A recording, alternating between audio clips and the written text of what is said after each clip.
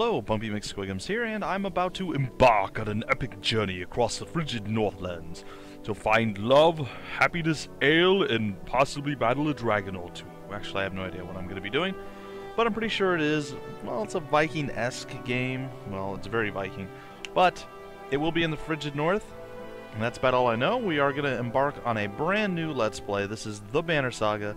Stoic Studios, great game. It's hard to really describe exactly. It's tactical, squad-based, turn-based, tactics type fight RPG game. I got nothing. It's akin to something along the lines of, I guess more modernly, something like Blackguards. That's another game I'm covering right now. And it reminds me very much of games like Final Fantasy Tactics, the Shining Force Saga, and even Fire Emblem, somewhere along those lines. So if you're a fan of those games, you should be a fan of this one. It is really, really well done as far as graphics, the voice acting. It fits the whole Viking theme. You'll hear some odd languages. Well, I played a little bit. I've actually done this first episode already, but there were so many distractions and interruptions that I was unable to really bring it all together. So it will be a mostly blind playthrough. I got through the first battle, and I think I got into the second one before I had to call a close to my failed attempt at recording this. So we're going to try it again. This is one that's replacing Bionic Dues. This is going to be my hopefully long-running series. I've been excited about this game for a while. They came out with a multiplayer free-to-play version of the game. Kind of gave you a little bit of the tutorial, then you could jump right in and battle other people. This is now the full standalone game. You have single player, you have the story, all the artistic, amazing wonder that you could ever want. So we're going to restart the game. We're going to jump right into it. And the story in the Banner Saga changes based on the choices you make. You will occasionally switch between lead characters, witnessing the story unfold from different perspectives. Now this game is going to challenge my ability to read, so that'll be fun. But hopefully I do okay. Alright. The gods are dead. In their wake, man and giant survive through a tenuous alliance, driving black destroyers called Dredge deep into the northern wastes. Now it is an era of growth and trade. Life goes on. Only one thing has stopped: the sun. And I believe we're going to have a cinematic, and we will let Stoic tell its story.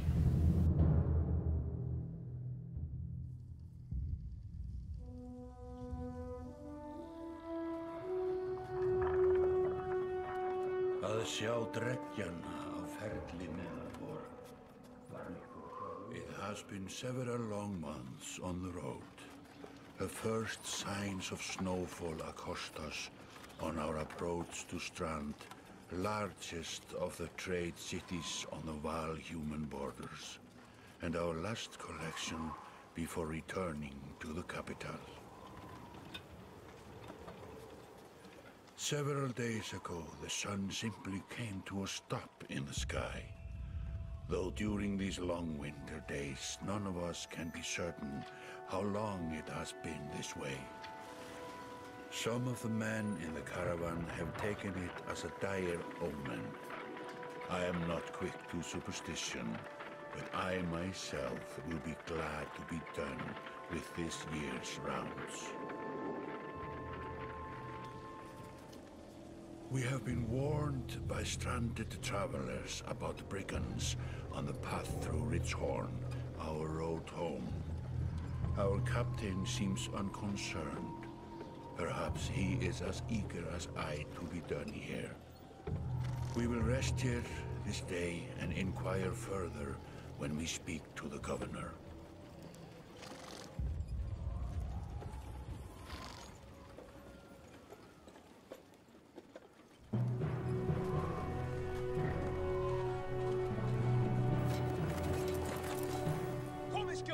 Komið í höllina miklu!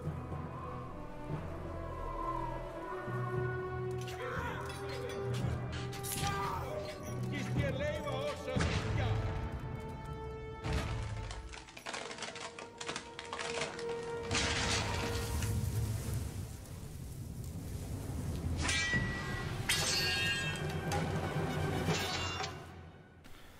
Oh no, they seem to have upset the big nasty horny guys. This is going to be interesting. So, we'll jump right in. I'll be able to skip over a lot of... Engan eigi hér hlut að máli þessu. How rude of him to interrupt me. We will skip over a lot of the tutorial stuff. I'll try to explain things as I go along. So I will not be reading this. This is essentially your turn order. It's always going to alternate between you, an enemy, or an enemy, you, an enemy, you. Alternating turns. No matter how many people are actually on the battlefield. So you can always move first, and then you can do an action. Now, the Varl, or the Jarl, or however you would like to pronounce them, we'll call them Varl. They are giant men. They take up 4 squares, whereas the humanoids, or humans, only take up 1. So we're going to move here and confirm that. And to target an enemy, you click on him, and then you can attack either his strength or his armor. And strength counts as both health and damage, so if you do 2 damage to him, you take 2 of his damage away. And the armor, it actually blocks strength, so see we have 9 strength, he has 4 armor and 5 strength. That means we will only do 5 damage to him, because he's blocking 4, and he's got 5, which will still take him down. You can break his armor, so you can do an armor break skill, it reduces it by 2, to open up for more damage in the future. And this enemy only has 5 strength remaining. We will be able to kill him with 1 shot, and we are going to do so. And down he goes. He's down, and then you gain renown for every kill you get in combat, which you can use to improve your characters later. I haven't gotten that far, I don't know how it's actually going to play out, but that is where we stand. After taking an action, your turn ends. Next up is the enemy. Turns always alternate, even if you're outnumbered. So, it's just something to think about. Despite being at full strength, the chieftain will do little damage against the shield banger, because the shield banger only has 1 armor, I guess? I'm not sure how that works out, actually. Now it's the Warhawk's turn. So, normally you can only move within the blue stuff, but you have this stat called willpower, and this replenishes, I believe, every battle. You can use the willpower as you see fit, and one of the things you can do is move. You use 2 willpower, which is based upon your exertion stat. So, with exertion of 2, you can use 2 willpower per action. So, we're going to use 2 willpower to get within range of these guys. And there we are. And then you have your standard attack and certain characters or things that you play, heroes, whatever, units, I guess, if you will, they have special abilities. The Warhawk, for instance, if you click on him, he has the Tempest special ability. It's a heavy impact thing. It does damage to 2 adjacent enemies. So you can attack 2 here, 2 here, 2 here, or the 2 in front of us. So we're going to click on this guy. And it works better if you click on the squares that they're standing on as opposed to the actual character model. If you do that, you're gonna hit both of them. So we're gonna trigger it. I think this uses 1 willpower as well. It does. Any of your special skills uses 1 willpower. So there we go. We got 2 renown for it. And make quick work. Now we're in pillage mode, and what pillage mode is when you're in the last person standing on either side. So, for instance, it's the enemy has 1 guy remaining. You now go into initiative-based turn order. So essentially, he's apparently got the highest initiative. He gets to go first, but then we get to attack 2 times in a row. It could be that we got to attack twice, and then he was the 3rd person. So, if your character does not move on this turn, he can rest to regain 1 willpower. So you can always regain some willpower if you need to. But it looks like the chieftain that's left is in a little bit of trouble now. Our shield banger does 8 damage. He has no armor. So, unfortunately, he has 9 health. But what we can do, just like we did with the movement to get over there, we can attack him, and then we only have 1 exertion. We can add 1 point of damage to our attack, making it a 9 attack, and that will be enough to finish him off. That's essentially how the whole tutorial scenario thing actually plays out. That's essentially all that it said throughout that whole thing. I paraphrased a lot of it and maybe explained it better, maybe worse, I'm not sure, but it's just easier for me. How did it come to this? We fool ourselves believing that peace will last. My grandfather built all this from a poor fishing village, you know. He watched the gods die, watched the chaos that followed, watched man and var slaughter each other, even before the dreads arose. All we've done is traded one struggle for another. Now that there are no more dreads to war against, we war against ourselves. This chieftain meant to kill me, and he's not the first. A dozen families in the city would gladly take my chair. This one had men waylaying merchants, both north and south of the city, strangling trade, quite well, I would add, though he denied it to his last.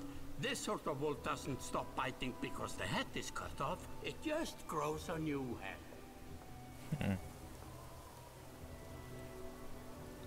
I'm in a bad way, my friend.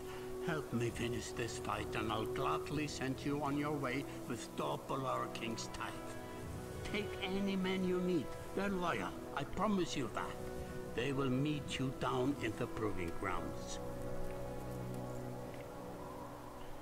Well, a chatty little guy, isn't he? But hey, he's the governor. I suppose that's what he gets to do.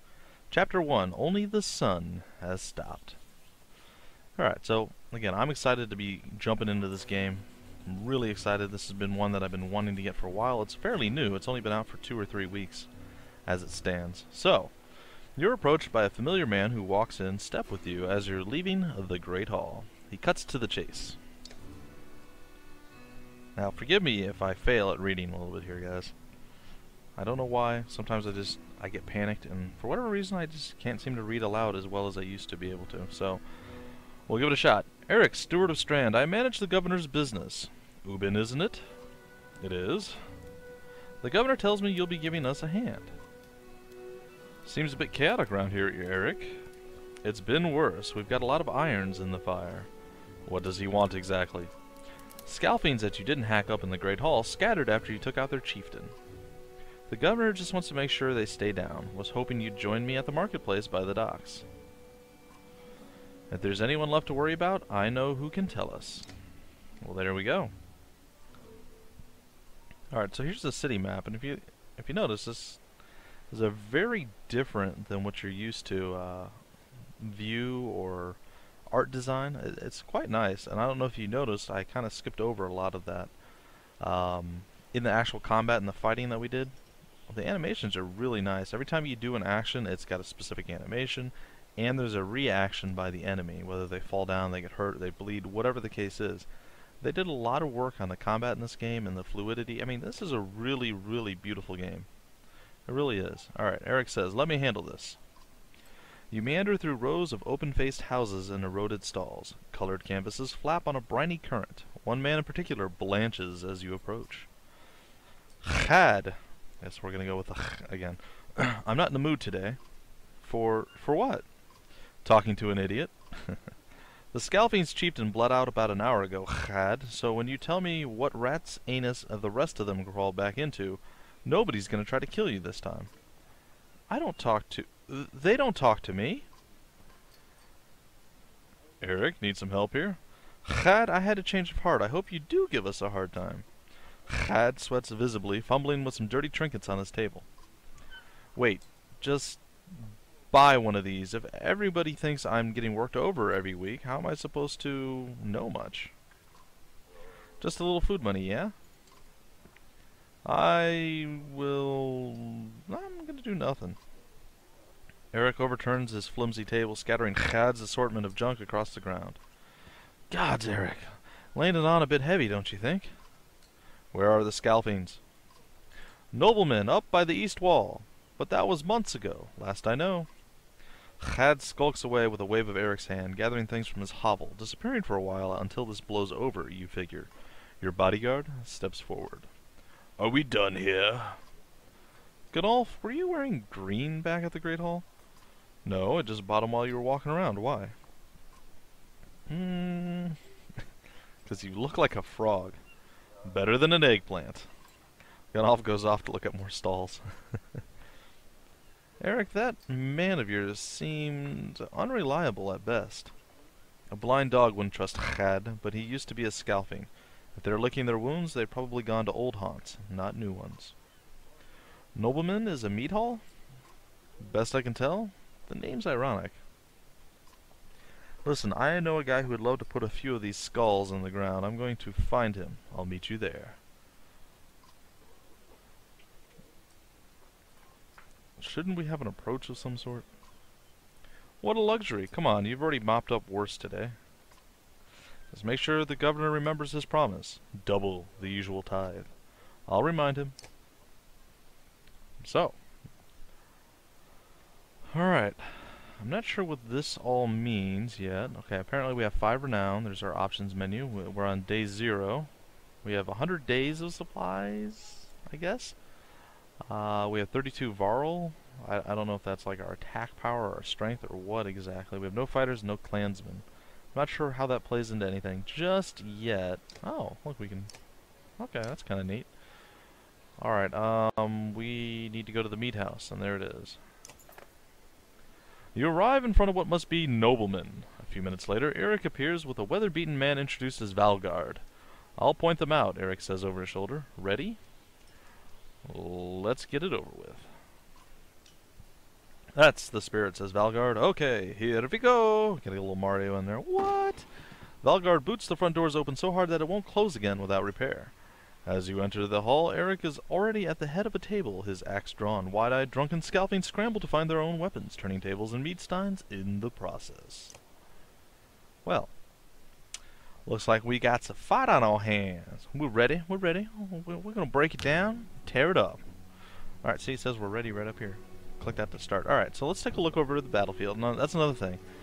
Usually when you're in games of this nature, you have like a very slow scrolling thing, or like ridiculously fast. Well, you actually get to control this with your mouse, not your mouths, your mouse, and it's really smooth. It's really smooth. I mean, the movement, everything. And you look, all the little stand around animations are pretty nice. Now, like I said, I have played up through this battle, so I kind of know what I'm doing. Apparently, our buddy Ubin, I think that was his name, he gets to sit back and do nothing. And we have our shield banger and our warhawk again. And then we have these two dudes. Now,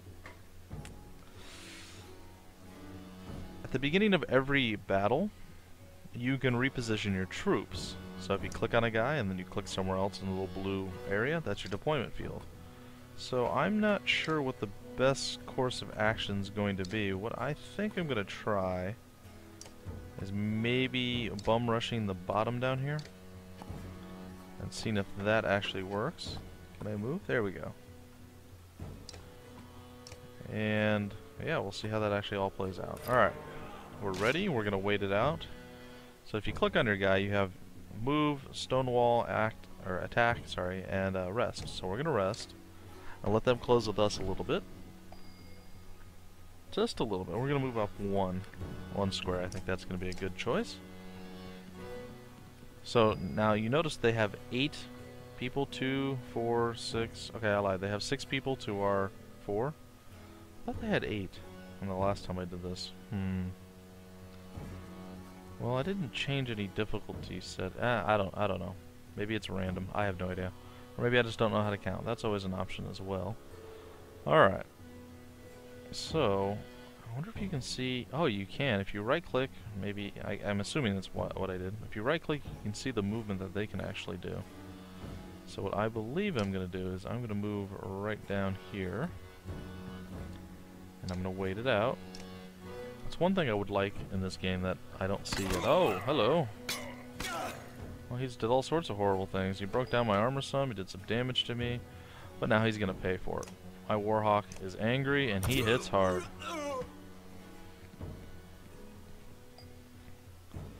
Alright, well, I'm not sure how strong the humans are, but we're going to try to stay near our people.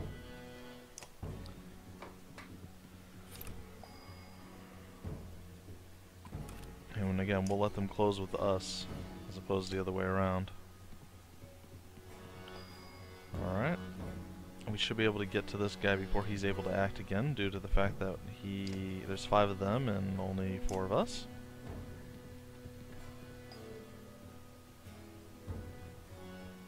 So I'll move down here with the Warhawk. Go into... Oh, we get some sort of weird shield bonus there. I wonder what that's about. So I'm sure there's lots of things I'll learn as I go. Alright, so I'm going to move over here. And apparently he has 5 armor. So if I attack him, I'm only going to do 5 damage. But you know what? I'm going to do more than 5 damage. I'm going to do 7 damage. And make him pretty much worthless right now. Now the good thing is when your people do get weak, I don't think it matters how strong, how much strength you actually have. I believe you always do the same amount of armor damage. So that's something to keep in mind. Unfortunately, this guy doesn't hit very hard. But I can do up to 3 damage on him. A baseball bat swing with my axe there. Oh, now he's going to do his weird ninjetic karate chop dash through a multiple attack deal, which I did not enjoy. Alright, well apparently my shield banger is just not quite in a good position right yet. What is his skill? Ability rank, I don't know. We'll see. Alright, so he smacked my guy's armor down. And I would like to use some of my willpower to move further, but I don't think it's going to let me. Which makes me kind of sad. Alright, well we're going to move here then. And we're just going to murder this guy straight out. He's got no chance of surviving this. And down he goes, and my guy earned a promotion. So I don't know what that's about yet either, but we'll figure it out. All the guy's doing some weird ninja kata. He did like a double smack to the face, followed by like a backhand and then a little hatchet throw. It's kind of kinky and horribly disturbing all at the same time. Alright, so since he just moved, we're going to move past this guy. And we're going to take a swing on our buddy here. And again, we're going to exert our 2 willpower if we can. Oops. Apparently I did that wrong. There we go. And we're going to do 7 damage, put him down to 1. So now, this is the only guy left who can really do anything. And he did some pretty good work on our boy there. So we're going to take a pot shot at this guy, so to speak. And exert ourselves and do 4 damage, take him down to half. And now it's just going to be cleanup hitting at this point. Oh, well, some nasty moves there. Alright. So what I'm going to do is move over here. And I'm going to take this guy out. And there's no way he's surviving. He is done. Shield Banger says, what? Well, looks like our Warhawk's going to take a bit more damage himself. But you know what? He's like, I don't care. You don't concern me. I don't know where all you've been, but you're going down, sucker. And down he went. Alright, so now we take this guy out. And we will exert ourselves to do so. Kaya! Dadyugo! And now it's pillage mode. Oh, he got to do another one of his ninja moves, which is okay.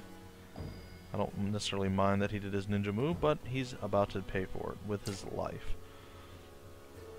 He does have a ruggedly sexy mustache, to be sure. But baseball bat slap with a 2-handed axe is going to be more than enough to cleave him in twain. And down he goes, and victory is ours. There they are. Gods be damned, I've got to go wash off this blood. Eric is looking out the hall's windows onto the bay. A fleet of longships approach with sails of bold reds and blues. And then Ubin says, one banner I know well, Wagner. And next for Varl kingship last we spoke. The other flag looks important. Yeah, important guests. See what I deal with all day long? Ah, things make a little more sense. You hoped I'd have a stake in saying everything's fine here when the royal guests arrive. Not me, the governor. Well, the governor. Now I have to make sure there are no rotting bodies or pools of entrails still in the Great Hall before they come by. Can I ask one more favor? Kinda done enough already, but my little flappy strings and my sad, tired eyes say that I will do what you ask. What is it? If you happen to stall our guests down on the docks, I wouldn't object. Or, I wouldn't object, right? No? Okay. Maybe I will. Eric and Valgard hustle from the meat house. To his credit, Eric tosses the barkeep a spar of silver for the mess. You give an apologetic shrug and go to greet the new arrivals down at the docks. I do indeed. I do indeed. Alright, well, I'm not sure that we can necessarily do anything yet. This is about as far as I've gotten. I saw a little bit of the story actually going to happen down by the docks. I can say I really don't like the names that you have to try to pronounce in this game, so I'm probably going to fail epically at it. Hopefully Stoic Studios doesn't come and murder me for it, but hey, that's what I do. Alright, so I can play around with the map all I want and give you guys like epilepsy here, but we're going to try not to do that. We're going to go to the docks and see what unfolds. Ubin Wagner. A familiar Varl steps onto the docks. In your mind, you recall a much younger version tramping the halls of Groifheim, abundant in purpose. Gods, Ubin, you're looking ancient. Yeah, I am. Comes with being old, and if there is Wagner, there must be Hakon. Must there? Still bleeding tributes from the poor and stupid old yaks. At what age do you lose a sense of shame? Jorandur demands it. I have no idea. I'll take that over lingering to death in Groifheim. Speaking of, I had no sense that you were so far from home. Just returned from Arberang, in fact, and glad for it. Hakon motions to the other ships in the bay, sails still fluttering. Golden wolf head emblazoned on red, the king of men, or someone on his behalf. The king's whelp. The king's son, Ludin. Don't you know Scrivener? I have no idea. Scrivener? Sure, Scrivener. We visit his capital. He visits ours. It's how you make alliances these days. It's a miserable waste of time. Yes, Hakon has it. I'd almost forgotten. It's a good thing you're around, Hakon. Then you're going to Groifheim. I had the distinct feeling I finished my business in Strand and was heading there myself. We should caravan. That's like having coffee, but in Viking terms. Coffee on the move. Caravan. We should give it a day. We should give it a day. In better circumstances, I think. I think. Wow. I drink a week away, but let's just be done. Find me tomorrow at the gates. What he's trying to say is the prince is a delight to behold. Where is Mogger? I'm going to call him a Mugger. Mugger. Hakon, have him find a place to put up the warriors. I'm heading to meet the governor. A host of giants depart in his wake. You recognize a few, others are strangers to you. Guess I'm off to find Mugger. See you in the morning, Scrivener. I'll be alone.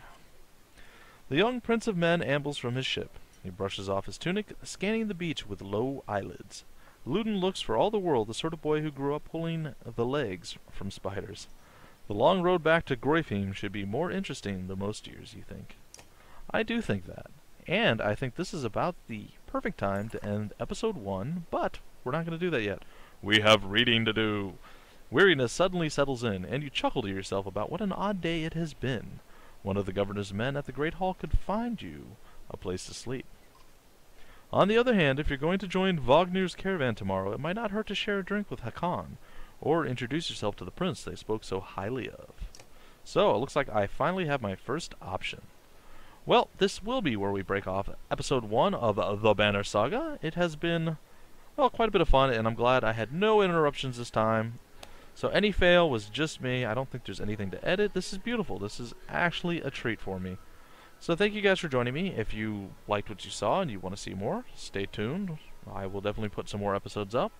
And feel free to like, comment, subscribe, and share it to all your friends and family. The world-renowned Bumpy McSquigums is here to bring you the Let's Play of the Banner Saga. Alright, I'm not world-renowned, but I am here to bring you guys some gameplay and my thoughts on it. So, thank you guys for joining me. I'm Bumpy McSquigums, and I will see you later.